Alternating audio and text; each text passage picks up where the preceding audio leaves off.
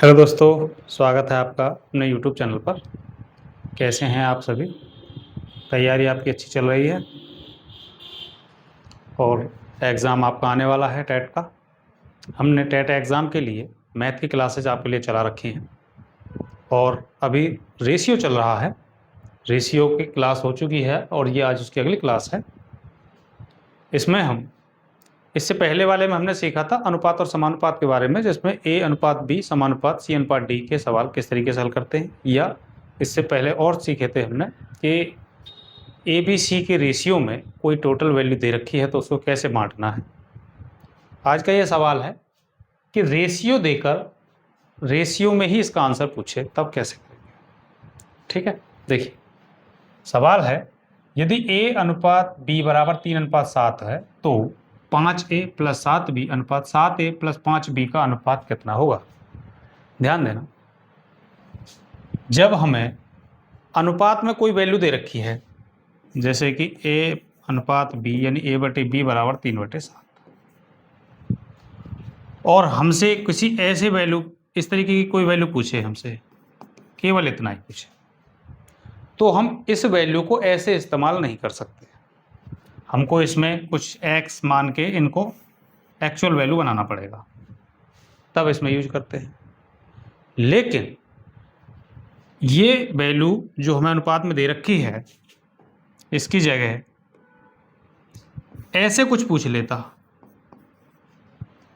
यानी अनुपात यानी बटे में देकर बटे में यानी अनुपात में ही कुछ पूछ ले, अनुपात देकर अनुपात में पूछ ले, तो हम सीधे सीधे ए की जगह पर 3 और बी की जगह 7 यूज कर सकते हैं। अंतर समझ में आया? हम कब डायरेक्ट यूज कर सकते हैं, कब नहीं कर सकते।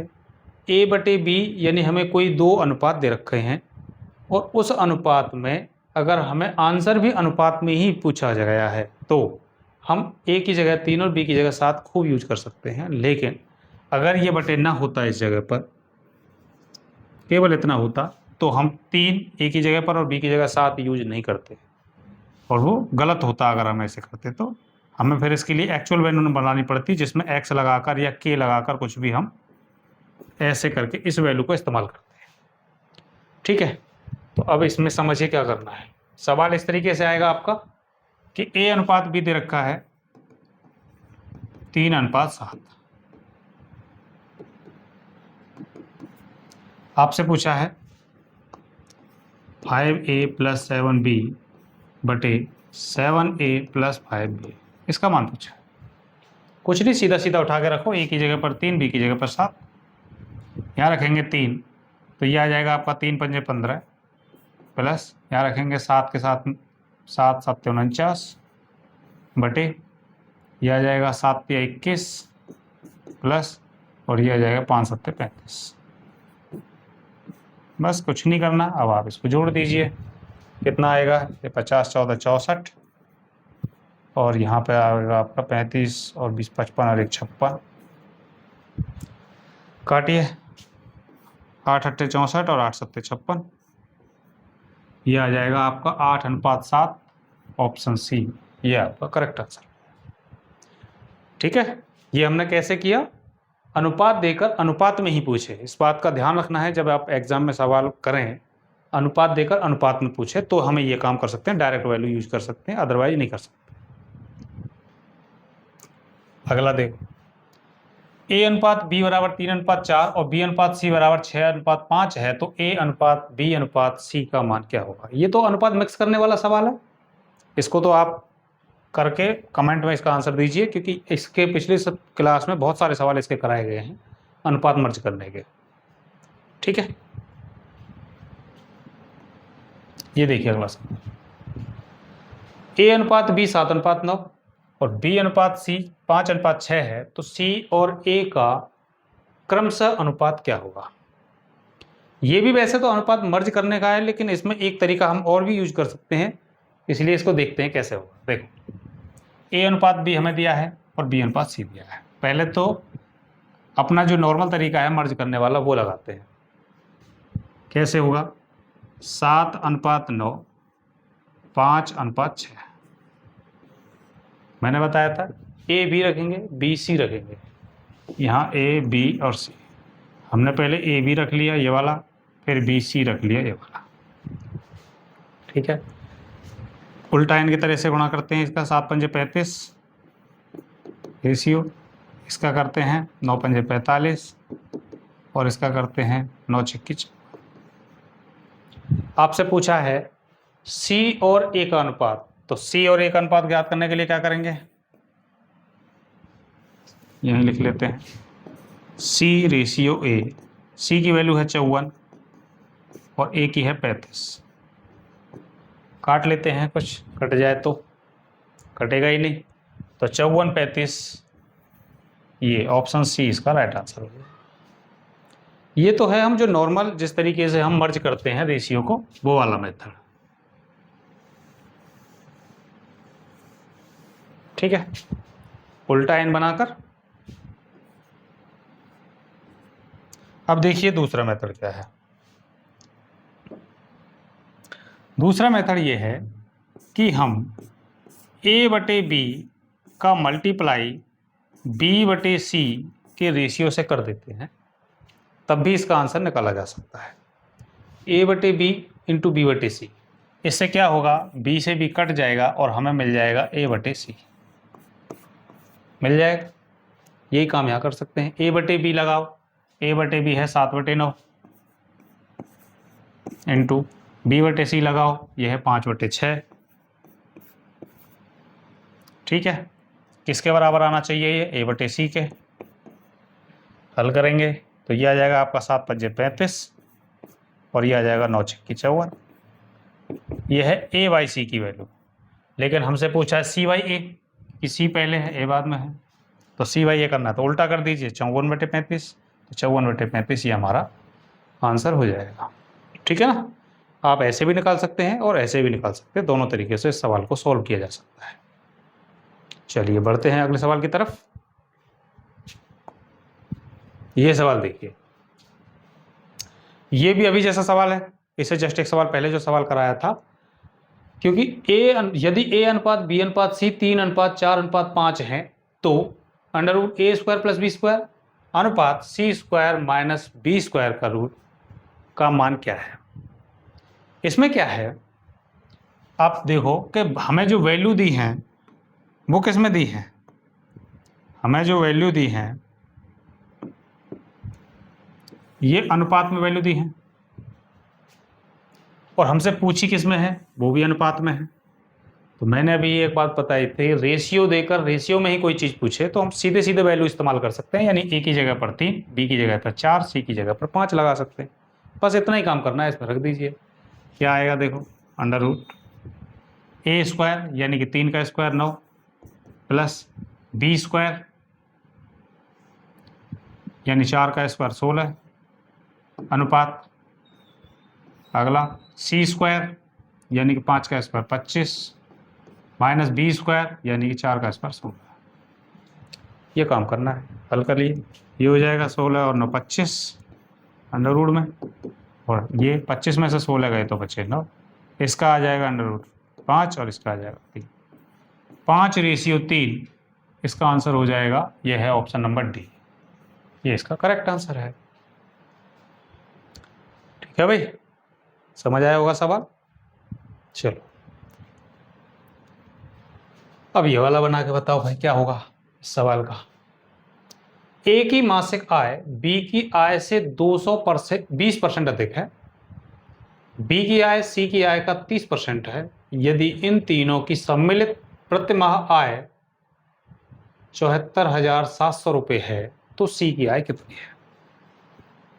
देखो ये सवाल भी पहले क्लास में जो हमने कराए थे रेशियो मिक्स करने वाले उसी टाइप का है, लेकिन यहाँ पर क्या है, जो मान है वो परसेंटेज में दिया गया है, जबकि इससे पहले सवालों में क्या था कि वो एक रेशियो बना के खुद देता था। यहाँ रेशियो आपको बनाना है। देखिए क्या करना है, ए की मासिक आय बी की मासिक आय से 20% अधिक है, तो ए और बी का रेशियो बनाओ। 20% की फ्रैक्शन वैल्यू क्या होती है, 1/5, ज़्यादा है। तो ए की मासिक आय बी की मासिक आय से ज़्यादा है, तो बी की मासिक आय यदि 5 है तो ए की कितनी है, 6। एक रेशियो तो हमें ये मिल गया। दूसरा, बी की आय सी की आय का 30% है। बी की आय सी की आय का 30%, सी की आय का 30%। यदि सी की आय 100 है तो बी की आय कितनी है?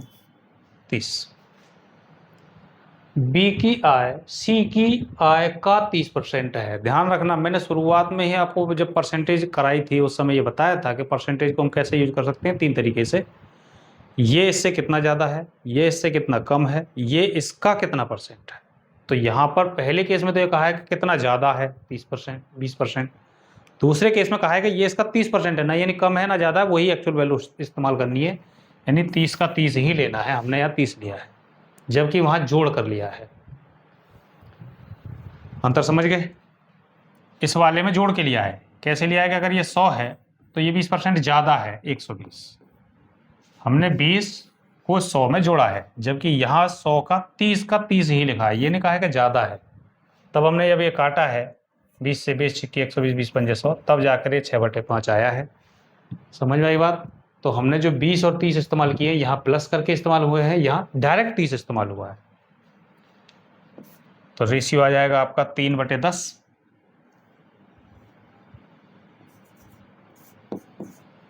तो हमारे पास 2 रेशियो हो गए, ए बी का, बी सी का।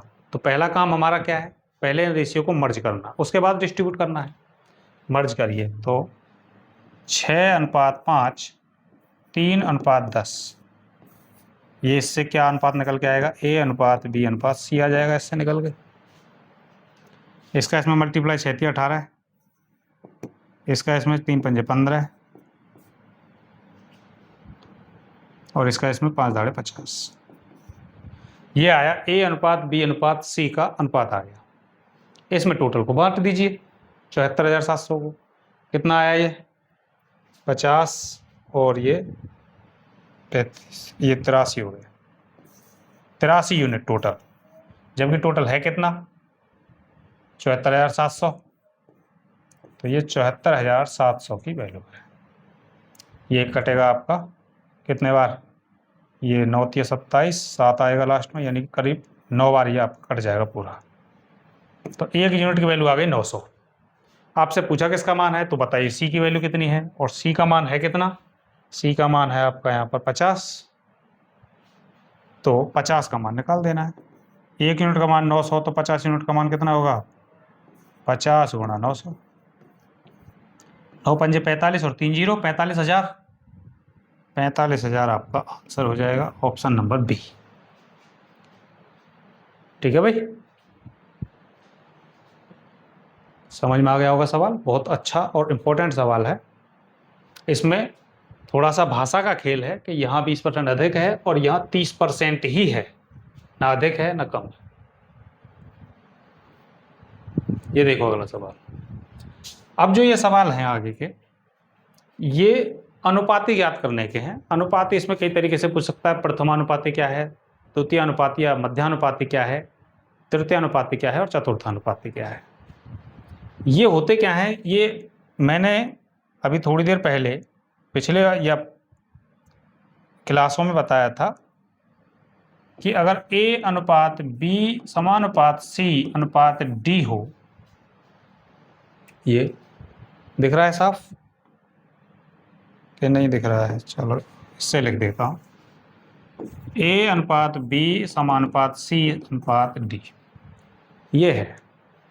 तो A इसमें प्रथमानुपाती होता है, B इसमें द्वितीयानुपाती, C तृतीयानुपाती और D चतुर्थानुपाती होता है।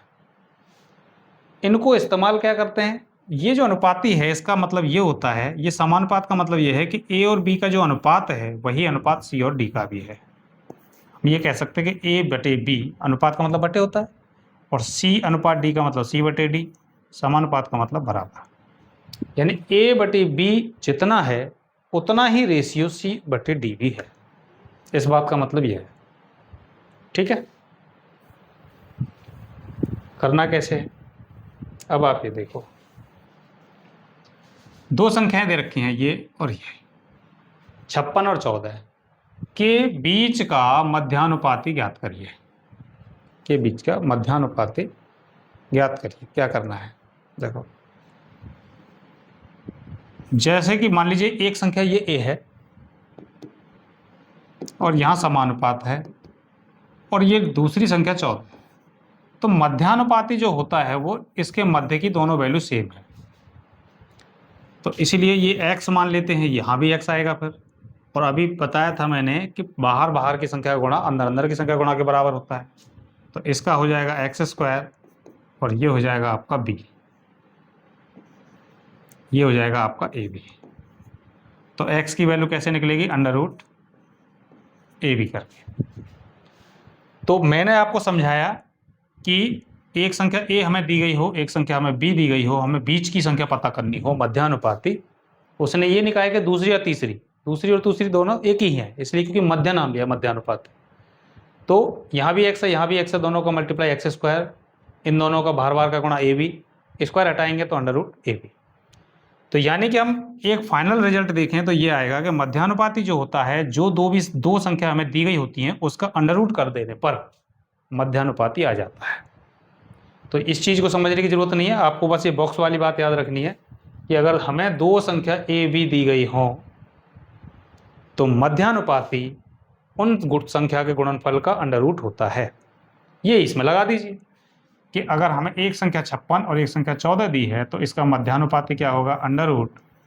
a/b यानी 56 × 14। इसी से क्या निकल कर आ जाएगा हमारा? मध्यानुपाती। क्लियर है? निकाल लेते हैं, देखो क्या आएगा। अंडर इसके फैक्टर करो, इसको लिख सकते हैं हम 8 × 7 = 56 और इसको लिख सकते हैं 7 × 2 = 14। देखो 2 7 हैं, अंडर से बाहर 7 आ जाएगा एक, और ये है 8 दूनी 16, 16 का वर्गमूल होता है 4, तो 4 × 7 = 28। यही हमारा क्या हो जाएगा? मध्यानुपाती। ऑप्शन सी ये हमारा करेक्ट आंसर है। समझ गए मध्यानुपाती किस तरीके से निकालना है? अब से जब भी निकाला जाए मध्यानुपाती तो इस तरीके से हम निकालें। ठीक, चलिए अगला सवाल देखो। ये है 1:8 और 9 का तृतीय समानुपाती क्या होगा? इसमें तृतीय अनुपाती पूछा है, इस बार इससे पहले वाले मध्यानुपाती पूछा था। संख्या यहां भी 2 है, अब क्या करना है? देखो हमें एक वैल्यू दी है 1.8,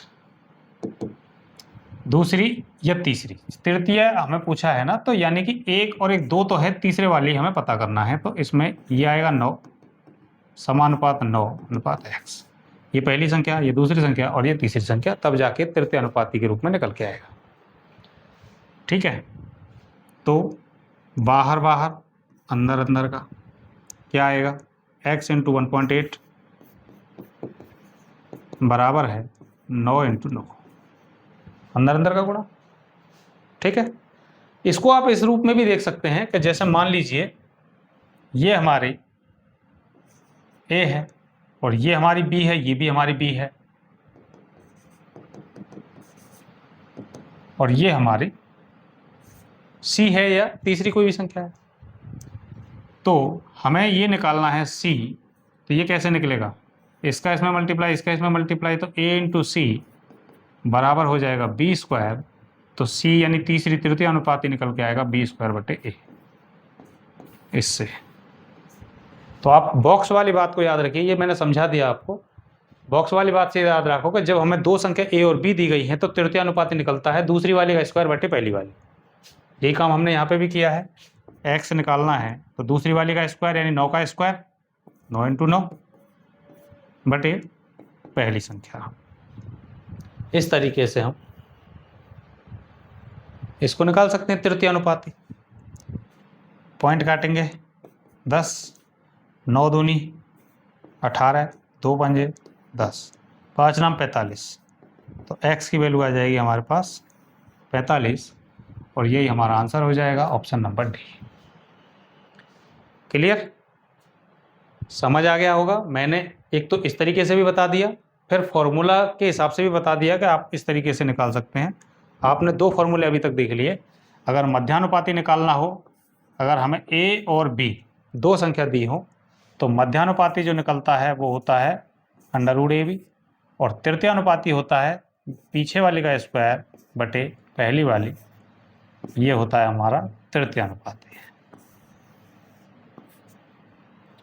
क्लियर? ये तृतीयानुपाती, ये मध्यानुपाती। देखिए अगला सवाल, संख्या 3, 9, 8 का चतुर्थ समानुपाती ज्ञात करिए। यहां तीनों संख्या दे रखी है, चौथी वाली आपसे पूछिए। ये इजी है क्योंकि तीनों संख्या आपको दिख रही हैं, नहीं दिखती तो फिर हम उसको ऐसे रिपीट करके बनाते जैसे पिछले वाले में बनाया है। देखो कैसे, संख्या है 3, 9, 8, x, चौथे वाली x है। तीनों तो दे ही रखी हैं, चौथी वाली हमसे पूछिए चतुर्थानुपाती की। हल कैसे करना है? बाहर बाहर का मल्टीप्लाई अंदर अंदर का। तो 3x बराबर है 9 गुणा 8। हल कर देते हैं, 3 3 9, तो x की वैल्यू कितनी आ गई? 3 8 24। यही हमारा आंसर है, ऑप्शन नंबर ए, ये हमारा करेक्ट आंसर है। क्लियर है? समझ आ रहे होंगे प्रथमानुपाती, द्वितीयानुपाती, तृतीयानुपाती, मध्यानुपाती, चतुर्थानुपाती निकालने के तरीके। इसमें एक सवाल आता ही है, बहुत इंपॉर्टेंट है ये। देखो अगला सवाल, वो मध्यानुपाती के सवाल अब खत्म हो गए, अब चलते हैं आगे महिला पुरुष के सवाल। एक धार्मिक आयोजन में स्त्रियों और पुरुषों की संख्या का अनुपात 3:2 था। 20 और पुरुषों के आ जाने से अनुपात उलट गया, स्त्रियों की संख्या बताओ। ये बहुत अच्छा सवाल है कि अनुपातों को हम किस तरीके से हैंडल कर सकते हैं। कैसे? देखो, सवाल में दिया है स्त्रियों और पुरुषों की संख्या का अनुपात,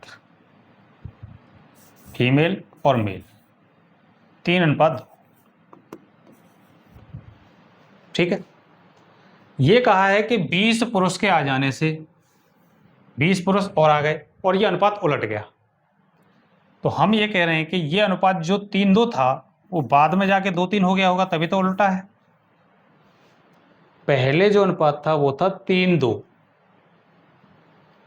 स्त्रियों और पुरुषों, यानी फीमेल और मेल, फीमेल मेल का 3:2 का अनुपात था। बाद में ये उलट गया कुछ लोगों के आ जाने से। आए कौन थे? पुरुष, पुरुष आए थे। तो पुरुष आए थे तो महिला तो नहीं आई थी, तो महिला अगर नहीं आई थी तो महिला बराबर होनी चाहिए थी। महिला 3 थी तो अभी 3 होती, या फिर 2 थी 2 होती। तो इनको हमें क्या करना है? पहले महिलाओं को बराबर करिए। क्या करना है? हमें इसमें 3 से मल्टीप्लाई कर देते हैं, इसमें कर देते हैं पहले में 2 से मल्टीप्लाई और दूसरे में कर देते हैं 3 से मल्टीप्लाई। ठीक है, तो क्या बन जाएगा नया रेशियो? फिर हमारे पास नया जो रेशियो बना वो हो गया आपका 3 दूनी 6 और इसका 2 दूनी 4, यहाँ हो गया 3 दूनी 6 और यहाँ हो गया 3 3 9, ये बन गया। तो अब हमें समझ में आ गया कि फीमेल जो थी पहले भी 6 थी, अभी भी 6 थी, लेकिन मेल जो है वो 4 से बढ़कर 9 हो गए। तो कितने बढ़ गए पुरुष? पुरुष बढ़ गए 5 यूनिट, जबकि इसमें कहा है कि बढ़े कितने हैं पुरुष? पुरुष बढ़े हैं 20। तो 5 यूनिट का मान कितना है? 20। 1 यूनिट का मान कितना आ जाएगा? 5 चौक 20। 1 यूनिट का मान इतना आया। तो स्त्रियों की संख्या बताओ, तो स्त्री कितने यूनिट थी? 6 यूनिट। जब 1 यूनिट का मान यदि 4 है तो 6 का मान कितना होगा? 6 चौक 24। ऑप्शन डी ये हमारा करेक्ट आंसर हो जाएगा। बहुत बढ़िया इंपॉर्टेंट सवाल, और 2 बार आपके एग्जाम में जूनियर में पूछा भी गया है यूपी टेट में। ठीक है, इसकी बार बार प्रैक्टिस करना 2-3 बार। चलिए अगला सवाल देखो। ये सवाल, दो संख्या 1:2 के अनुपात में है, यदि दोनों में 7 जोड़ दिया जाए तो उनका अनुपात 3:5 हो जाता है, बड़ी संख्या बताओ। ये सवाल भी इंपॉर्टेंट है। ये सवाल उससे जस्ट एक स्टेप आगे का है, अभी जो सवाल किया है। इससे पहले वाले सवाल में क्या था कि एक वैल्यू में ऐड हुई थी कोई वैल्यू, पुरुष बढ़े थे महिला नहीं बढ़ी थी। इसमें कहा है कि यदि दोनों में ही जोड़ दिया जाए, अब की बार दोनों जुड़े हैं, दोनों में साथ साथ जोड़ दिया जाए तो अनुपात अब की बार ये हो जाता है। वहां अनुपात उलट के आ गया था, यहां अनुपात नया बन गया है दोनों में जोड़ने के बाद। तो ऐसे सवालों को कैसे करना है? देखो, 1:2 हमें पहला अनुपात दिया और हमें दूसरा अनुपात दिया। ठीक है, दोनों में जो जुड़े हैं वो यहाँ लिख दिए, दोनों में 7 जुड़े हैं, पहली संख्या में भी और दूसरी संख्या में भी। दो संख्याएं पहली और दूसरी का अनुपात 1:2 था। जब दोनों में 7-7 जोड़ दिए जाते हैं तो अनुपात 3:5 हो जाता है। आपको याद कैसे रखना है कि पहले जो अनुपात था, जोड़ने के बाद जो अनुपात आया वो, और जो वैल्यू जोड़ी गई है। अब कुछ नहीं करना, आपको क्रॉस मल्टीप्लाई करना है, इसका इससे, इसका इससे, और डिफरेंस लेना है। 5 एकम 5 और 3 दूनी 6, 5 एकम 5 और 3 दूनी 6, 5 और 6 का अंतर 1 यूनिट। तो 1 यूनिट बराबर है किसके? अब ऐसे इधर कर लो, 7 21 और 7 पंजे 35, कितने का, ये कितने का मान आ गया? 14 के। 21 35 का अंतर 14, तो 1 यूनिट का मान आ गया 14। आपसे पूछा है बड़ी संख्या कौन सी है? बड़ी संख्या तो 2 यूनिट वाली है। एक संख्या 1 यूनिट की है, एक संख्या 2 यूनिट की है, तो 2 यूनिट वाली बड़ी है। 1 यूनिट का मान 14 है, तो 2 यूनिट का मान कितना हो जाएगा? 28। यही हमारा आंसर है, ऑप्शन डी। ठीक है, समझ में तो आ रहे हैं भाई सवाल तुम्हारे? ठीक, ये देखिए फिर अगला सवाल, ये बहुत बढ़िया सवाल है। ये अनुपातों को बराबर करने के लिए है, समानुपात के लिए है। ये कह रहे हैं कि संख्याएं हैं 10, 18, 14 और 26 से क्या घटाया जाना चाहिए ताकि परिणामी संख्याएं आनुपातिक हो जाए, यानी कि बराबर अनुपात बन जाए। जैसा मैंने अभी बताया था कि जैसे A/B का अनुपात C/D के अनुपात के बराबर हो जाए। ये भी यहाँ भी चाह रहे हैं कि 10:18 जो है वो 14:26, ये बराबर बैठे। इनमें से क्या घटा दें? चारों में से इनमें से क्या घटाया जाना चाहिए ताकि परिणामी संख्या समानुपात में आ जाए, यानी कि इस कंडीशन में आ जाए। ये बात पूछी जा रही है। देखो, इसको जो सामान्य तरीके से आपको करना है वो क्या है? हमने मान लिया कि 10 में से x घटा दें और 18 में से x घटा दें, तो इनका जो अनुपात बने, शुरू की दो संख्याओं का जो अनुपात बने वो लास्ट के दो अनुपात के बराबर बने। 14 में से x घटा दें और 26 में से x घटा दें, तो सब में से x घट गया। ये कह रहा है कि इनमें से क्या घटा दें ताकि परिणामी समानुपात हो जाए, तो x घटा दें, तब ये अनुपात बराबर हो जाएंगे। सॉल्व करें, x का मान क्या आएगा? ये वही पूछ रहा है कि x ही तो घटा रहे हैं और ये उसी वैल्यू को पूछ रहा है कि क्या घटाएं। क्रॉस मल्टीप्लाई करते हैं, इसका इसमें, इसका इसमें, इसका इसमें करते हैं तो 260, इसका इसमें करते हैं 10x। 260 माइनस 10x, इसका इसमें करते हैं फिर माइनस का 26x, इसका इसमें प्लस का x² बराबर, इसका इसमें करते हैं 14, ये 18 इंटू, यह आ जाएगा आपका 252,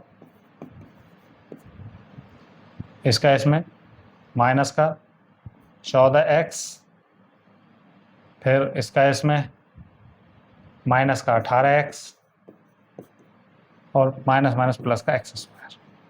देखो, ये x² कट गया दोनों तरफ से, क्या आया? ये आया 260, 26 और 10 36x बराबर, इधर आया 252 और ये कितना हुआ? 32x। अब यहाँ देखो, 260 में से 252 घटा देते हैं तो बचते हैं 8, इधर 36x में से 32x घटा देते हैं तो बचते हैं आपके 4x, 4 दूनी 8, तो x की वैल्यू आ जाती है हमारे पास 2। तो क्या घटाया जाना चाहिए? 2 घटाया जाना चाहिए, 2 हमारा राइट आंसर हो जाएगा। ये तो रहा एक लॉन्ग लेंथ मेथड। अगर आपको कुछ समझ में ना आए तो इस तरीके से आप समानुपात बना सकते हैं। ठीक है, ये है आपका मेथड नंबर 1, जब आपको कुछ समझ में ना आए तो। आप दूसरा तरीका जो शॉर्ट में इस्तेमाल कर सकते हैं वो क्या है?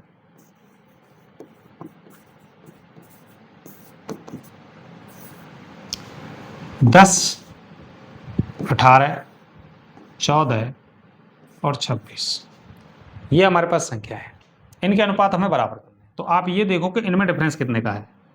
8 का। इनमें डिफरेंस कितने का है? ये है आपका 12 का। ठीक है, रेशियो ले लीजिए इसका इससे, 4 दूनी 8, 4 तिया 12, 3:2। ठीक है, इसका इसमें क्रॉस मल्टीप्लाई करो, पहली पहली संख्या में 3 का इसमें करेंगे 10 में, तो यह आ जाएगा आपका 3 दाढ़े 30, और इसका इसमें करेंगे 14 दूनी 28। ठीक, दोनों का अंतर लो, 30 और 28 का अंतर 2 बटे इनका अंतर लो, 3 और 2 का अंतर 1, बस भाग दे दीजिए, यही वैल्यू आपकी आ जाएगी। 2 आंसर है। इसमें हमें इतना सा काम करना पड़ा है, इसमें इतना सारा काम करना पड़ा है। तो आप चाहे इस तरीके से कर सकते हैं, ना समझ में आए या ना याद रहे तो आप इस तरीके से कर सकते हैं। ठीक है, देखिए अगला सवाल है।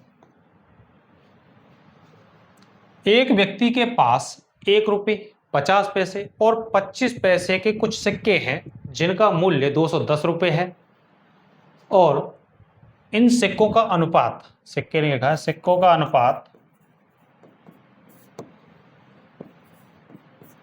5:6:8 है, तब 1 रुपये के सिक्कों की संख्या बताओ। ये सवाल 2013 में, 2014 में आपके जूनियर में UP TET upper primary level पर आया है। इंपॉर्टेंट सवाल है, अच्छा है। रुपए पैसे सिक्के का सवाल अनुपात में आता है। कैसे करना है इसे देखिए, पहला आपको काम ये करना है कि जो भी मुद्रा की वैल्यू आपको दी गई है, किस किस तरीके के मुद्राएं ली गई हैं वो आप लिखें। 1 रुपये 50 पैसे और 25 पैसे, 1 रुपये 50 पैसे और 25 पैसे। ठीक है, सिक्कों का अनुपात लिखें 5:6:8। अब टोटल मूल्य वैल्यू बनाएं कि इन सब की टोटल वैल्यू बनी कितनी। अगर 1 रुपये के 1 रुपये के 5 हैं सिक्के तो 5 वैल्यू बनी इसकी अनुपात। 50 पैसे के 6 हैं तो कितने बने इसके? 3 रुपये बने। पंचिंग की 30, 300 पैसे यानी 3 रुपये। 25 पैसे के 8 हैं तो कितने रुपए बने? 2 रुपये बने। तो टोटल वैल्यू बनी ये हमारी वैल्यू बनी, मूल्य बना इसका। क्या बना इसका? मूल्य। जबकि सवाल में कहा है कि मूल्य तो इनका 210 है, सवाल में दिया है कि मूल्य तो इनका 210 रुपये है, जबकि मूल्य बना है ये, तो ये मूल्य इसके बराबर होना चाहिए।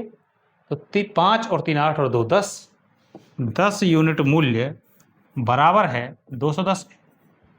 तो 1 यूनिट की वैल्यू कितनी आई? 21। अब आपसे पूछा क्या है? तो 1 रुपये के सिक्कों की संख्या बताओ। 1 रुपये के सिक्के की संख्या है कितनी? 5 यूनिट। तो 5 का मान निकालना है। जब 1 का मान 21 है तो 5 का निकालने के लिए 5 से मल्टीप्लाई कर दो। 21 पंजे 105। 1 रुपये के सिक्कों की संख्या 105 होगी। ऑप्शन नंबर डी ये हमारा राइट आंसर है। ठीक है भाई, समझ गए होंगे? बहुत बढ़िया, चलते हैं अगले सवाल की तरफ। ये वाला बताओ भाई। अब ये खर्चे वाले सवाल आ गए, इनकम खर्च। ये सवाल भी अच्छे हैं, इंपॉर्टेंट है। देखो, एक कॉलेज विद्यार्थी अपनी पॉकेट मनी का 75% खर्च कर देता है। पॉकेट मनी में 20% की वृद्धि होने पर उसके खर्च में भी 15% की वृद्धि होती है। बताओ बचत में कितनी वृद्धि होगी? ये सवाल। देखो, जो खर्च वाले जो सवाल है, इनकम वाले, ये हम जो इनकम है वो 2 तरीके से बढ़ती है, एक खर्च होने पर, एक बचत के रूप में, इस तरीके से बढ़ती है। तो हमारी जो इनकम है वो बढ़ती है, एक तो एक्सपेंडिचर यानी खर्च कितना हुआ, प्लस सेविंग, बचाया कितना। ठीक है, इनकम हमारी खर्च होती है 2 रूपों में, यानी 2 रूपों में बढ़ती है इनकम पूरी, एक तो खर्च और दूसरा सेविंग। अब यहां देखिए कि एक विद्यार्थी 75% खर्च कर देता है, तो टोटल उसकी अगर 100% है तो उसमें से 75 इसने खर्च कर दी, तो 25 बचाई होगी। सेविंग 25। अब क्या हुआ, इसकी पॉकेट मनी 20% बढ़ गई, वृद्धि हो गई इसमें, इसको पैसा 20% ज़्यादा मिलने लगा आप खर्च करने के लिए। तो 20% अगर बढ़ गई इनकम, तो अब ये 100 की जगह 120 हो गए इसके पास। अब नए केस में क्या हुआ, नए केस में उसके खर्च में भी 15% की वृद्धि हो गई। वो जो खर्च पहले करता था उसमें भी 15% की वृद्धि हो गई, यानी पहले 75 खर्च करता था ये, और 75 का 15% और बढ़ गया। तो पहले 75 का 15% निकालो, 15% का मतलब होता है 3/20। 5 से काट लेते हैं, 5 चौक 20, 5 से 15 पंजे 75, 15 या 45/4, 11 चौक 44, 1/4 यानी 0.25। 11.25% इसकी जो खर्चा है वो बढ़ गया।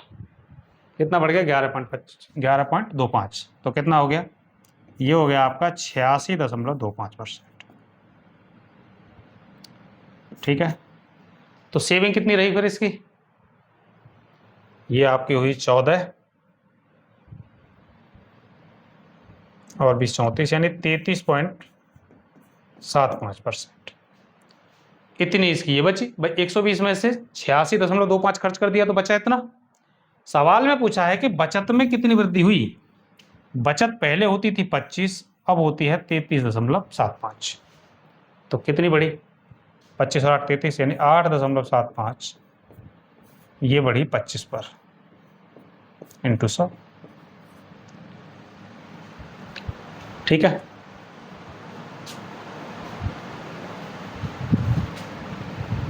तो 25 चौक 100, 8 चौक 32 और 75 चौक 3, यानी कि 35%। 35% उसकी बचत में वृद्धि हो गई है। ऑप्शन नंबर बी यही हमारा सही उत्तर हो जाएगा। ठीक है, सवाल देख लीजिए। बढ़े आगे सवाल की तरफ।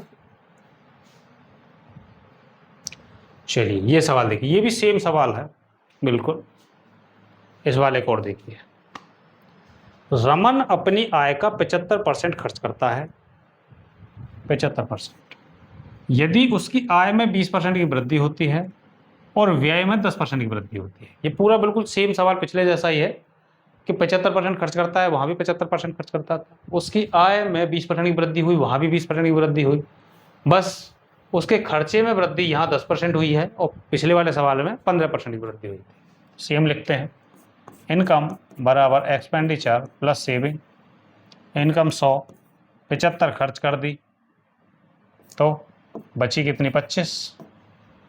अब क्या हुआ, इनकम बढ़ गई 20 तो हो गया 120। 120 हो गया।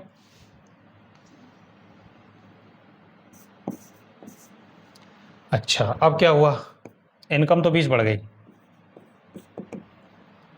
उसका व्यय 10% बढ़ गया। पहले 75 था, 75 का 10% बढ़ा। 75 का 10% होता है 7.5। 75 का 10% का मतलब 1/10, यानी 10 से भाग दे देंगे तो ये आता है 7.5%। तो 75 में 7.5 जोड़ देते हैं तो ये आता है आपका 82.5%। खर्चा हो गया। तो 120 टोटल है, 82.5 खर्च कर दिए, तो बचे कितने, सेविंग कितने की हुई इसके पास, ये हो गए आपके 82, 18, 20, 38, यानी 37.5। 37.5 रुपये, 37% मतलब उसकी बचत हुई। पूछ रहा है बचत में कितने % की वृद्धि हुई। तो वृद्धि पहले 25 की बचत होती थी, अब 37.5 की होती है। वृद्धि कितने की हुई, 12.5। कितने पर हुई, 25 पर इंटू 100। 12.5 दूनी 25, 2 बार, 2 से काट देते हैं 50, यानी कि उसकी बचत में 50% की वृद्धि हुई। और यही हमारा आंसर है, ऑप्शन सी, ये सही आंसर हमारा हो जाएगा। ठीक है भाई, समझ आई होगी क्लास। उम्मीद है बढ़िया आपकी तैयारी हो रही है। आप इन सवालों का बहुत प्रैक्टिस कीजिए, मैं अच्छे अच्छे सवाल इसमें लेकर आया हूँ। ठीक है, 2-3 बार इनकी प्रैक्टिस करिए। मिलते हैं अगली क्लास में। धन्यवाद।